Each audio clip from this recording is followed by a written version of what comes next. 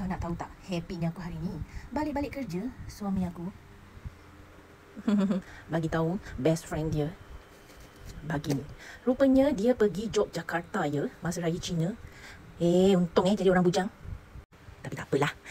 Cina rasa lah juga orang ingat kita berikan goodies. Takkanlah dia bagi dekat laki kita. Mestilah dia bagi kat kita beg-beg macam ni. Dia cakap lah ada buah tangan. Masih ada harga lagi RM60,000. Orang lelaki kalau buat kerja tanggal kalau dulu harga ni. Yang bagi ni best friend lagi aku. Aku dah tak ada lah adik perempuan yang nak dipinangkan. Kalau tak boleh pinangkan dia ni.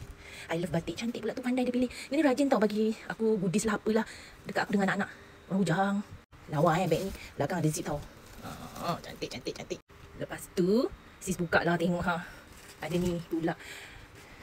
Perempuan ni walaupun beg tu murah kan, suka weh. Cantik lah design dia.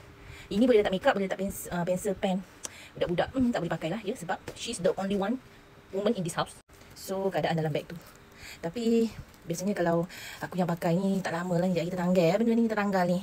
Maklumlah kan kita ni ganas. Tapi tak apalah, terima kasih lah ya. Dia ada bagi juga kuih. Lagi aku cakap kuih, aku pun tak tahu apa kan namanya. Keju bakpia patok 63 keistimewaan rasa oleh-oleh khas Jogja.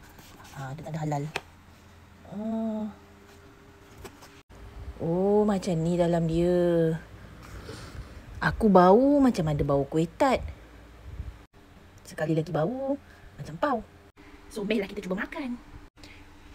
Bismillahirrahmanirrahim.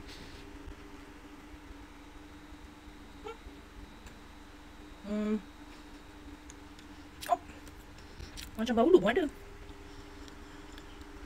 Macam tak nanas pun ada. Not bad lah. Terima kasih lah best friend suamiku.